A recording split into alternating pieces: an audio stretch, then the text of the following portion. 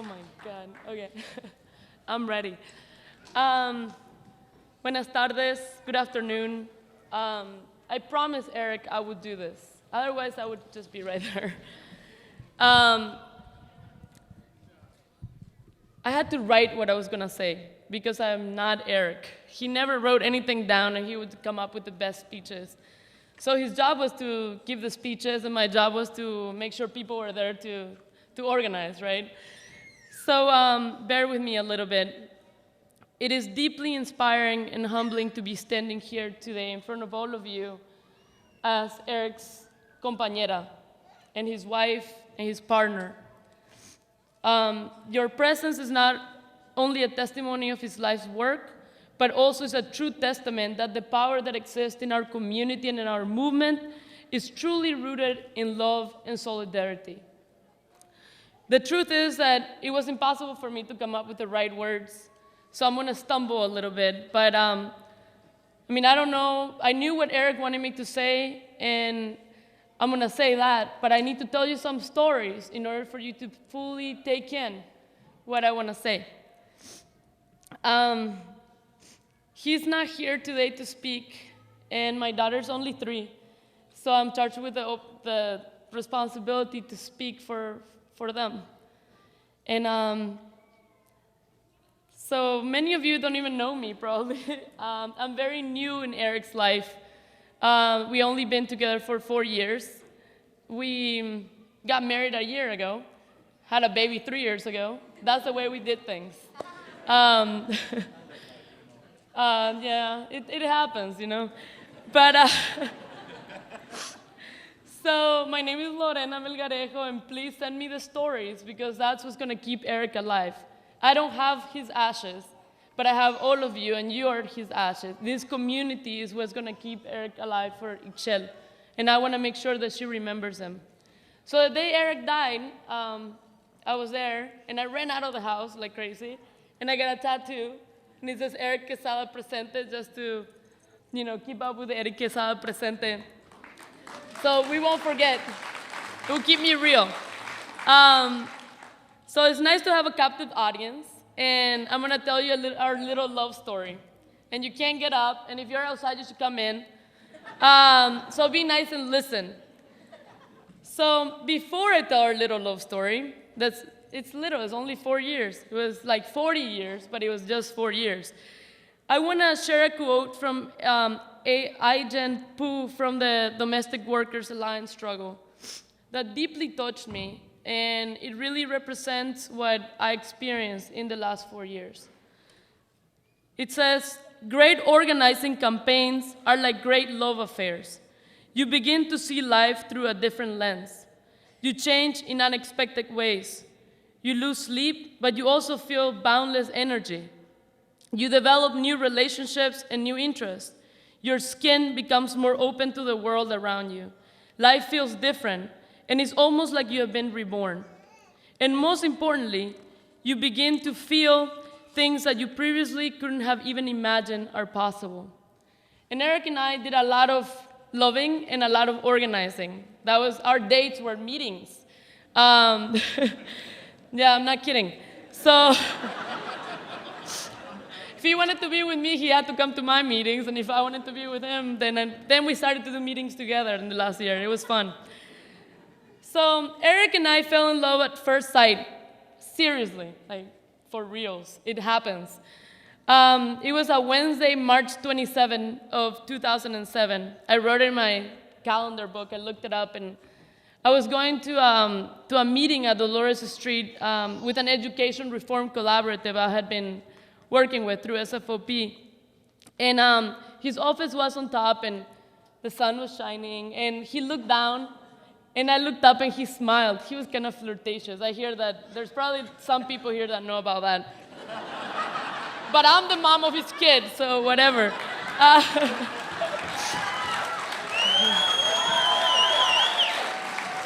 It's true. Anyways, so he looked at me and he smiled. And I'm no saint, like I probably had a couple boyfriends waiting for me somewhere else, but my heart stopped. Like, I was like, oh. And And I was supposed to have a meeting, a one-on-one at the Pico model. We do this, we have one-on-ones to build relationships with people in the community. So he was due for a meeting with me that day. And I got really excited, and I don't remember what happened in the meeting after that. I stopped paying attention. He kept on looking at me and smiling, and I was like, oh my God. So, so he came downstairs after the meeting, and we walked to Revolution Cafe. We were so cliche. And he was like, oh my God, I don't have money. Where's my wallet? It's true. And I was like, all right, I got a couple of dollars for coffee. So, so we talked about housing and the East neighborhood planning, and I talked about SFOP and immigration reform and whatever. And anyways, we ended up talking about, I asked him, I was like, what's wrong with you, man? You're 41 years old and you don't have no children. You don't have a wife, you don't have children, what's wrong? And you know, my Pico director over there, where is she? I don't know. They taught me that you have to challenge people, so that was my challenge. I was like, what's wrong with you? And he told me, he said, I have cancer, and I don't wanna die on anybody. And I got so mad at him for saying that. I was like, how dare you? That's not your choice to decide, that's the woman's choice. And I was like, this is my choice.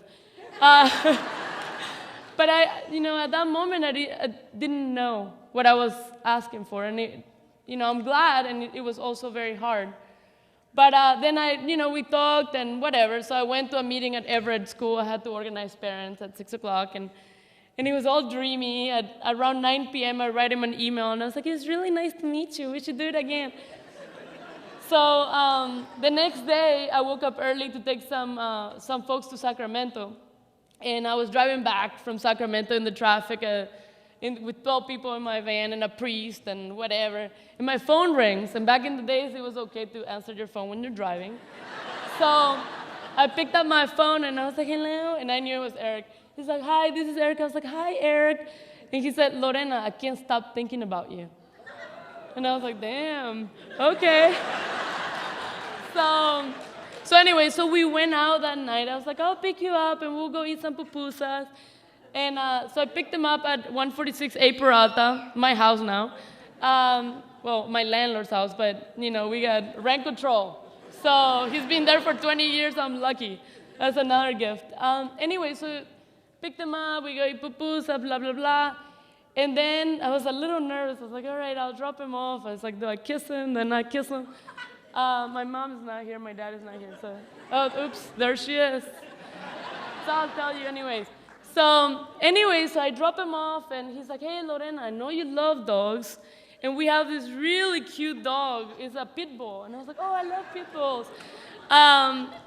Jason's dog, Chato. This is very cute. He's like, come down and look at the dog. And I was like, all right. So I get out of the car, and I park my car and go see Chato. And okay, so Chato was really cute, but Eric was hot.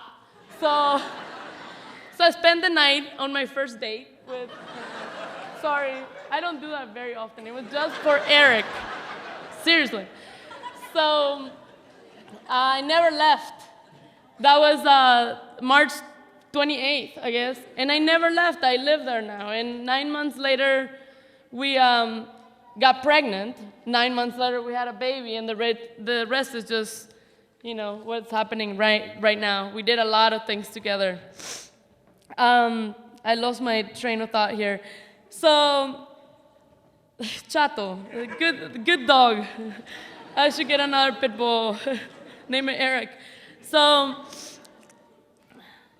anyways, we had our baby, and it's been amazing. It was amazing to see him transform. I never been to a party at 146 A Peralta. In fact, Eric stopped drinking with me, because I don't drink very much, because I'm allergic, so I don't drink. So he stopped drinking, we worked, he became a father, and he got transformed. And so I never been to a party, maybe we should have one. So the truth is that we knew that our minutes were numbered. We knew that death was sitting in our living room with the hourglass and waiting. And the reality is that this is true for everyone here. And being this close to death you realize that and you begin to appreciate it. It changes the way that you do things. You can't take minutes for granted. You can't take experiences. You can't take the time for granted. You can't take your organizing for granted. You have to be aware of your own death and the death of those people around you. It makes you live fully. And what we used to say is that we live without fear of being happy. And it's a saying from the Workers' Party in Brazil, vivir sin miedo a ser feliz. And we used to reflect on this a lot and say, like, what does it mean to be happy? What does it mean to live without fear? What are the risks that you have to take? What is too much? What's too little? And it's been a constant reflection, and we did it. We did it. We live without fear of being happy. We knew that all the odds were stacked against us, and we did it anyways. We're like, let's just do it. I got pregnant. We didn't plan that. I'm not gonna lie to you. I got pregnant. I was like, uh-oh, I'm pregnant. What are we gonna do? So we went ahead and we had our baby, our beautiful daughter, and she looks exactly like Eric. So we talked about this in the week when Eric decided to come home. We were in Germany, and the doctors say to him, look, you have a choice. You can be here and we can continue to treat you, but you might die here, or you can go home.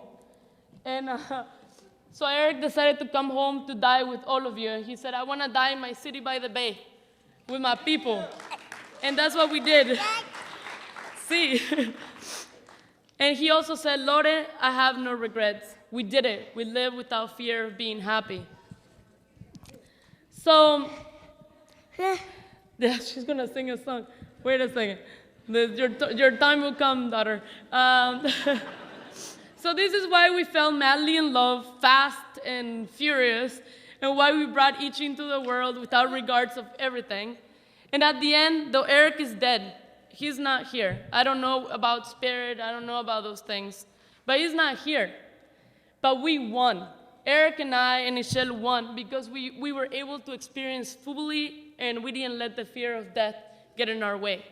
And I hope that that's a lesson, not only all the political lessons and all the friendship lessons, but also like a very important lesson about living for all of us, all of you that knew and love Eric, that we have to live without the fear of being happy. And being happy means we see our people oppressed, we have to fight, even though we might lose. So those are the things that he taught me. So anyways, the reason why I told you all these very private things about us is so that you can fully understand and take in the deep gratitude that we feel for you, that Eric and I know Ichi, as she grow up, Ixchel, as she grow up, she will know and feel as well. Eric asked me that tonight I thank you. I thank you for organizing this, but I thank you for embracing us through all this. The community truly held us up. Didn't have to worry about money. I know that it's like, oh, money. No, money matters. If you don't have money, you can't sit with your lover when he's dying. Money matters because you have to pay rent. Cards, love, food, all kinds of things. Childcare. Ichel. So every single person in this room, espera un ratito, Ichel, yo estoy hablando. So every single person in this room and many others who could not make it, made it possible for Ichel and I to live without fear of being happy. So thank you. You were the ones responsible for us to have the moments we had.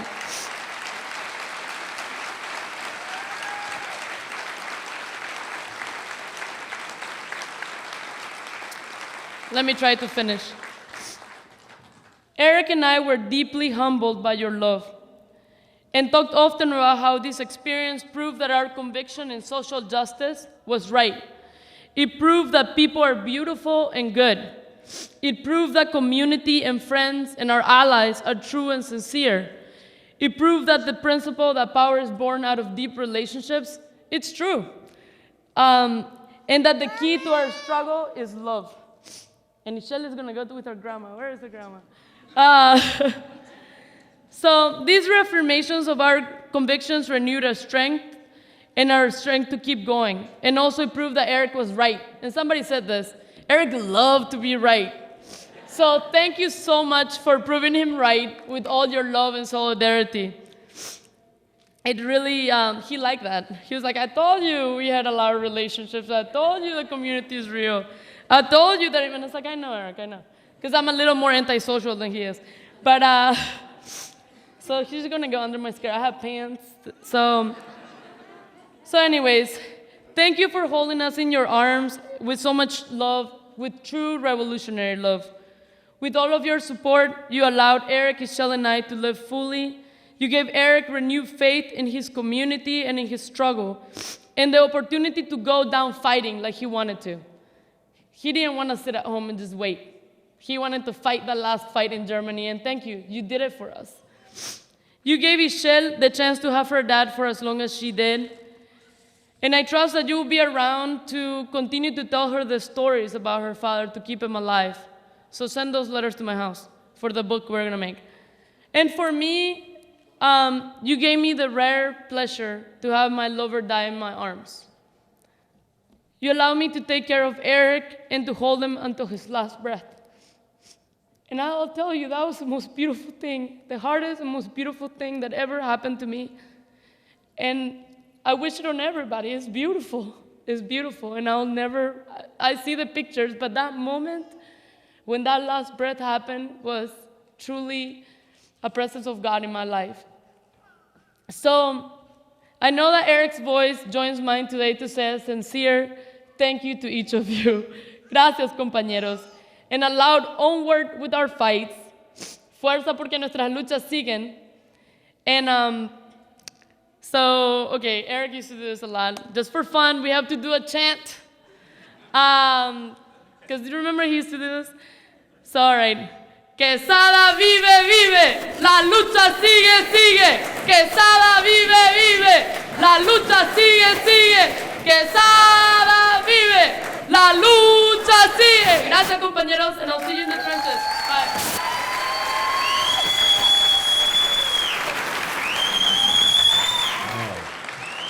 Un aplauso, everybody to their feet, por favor.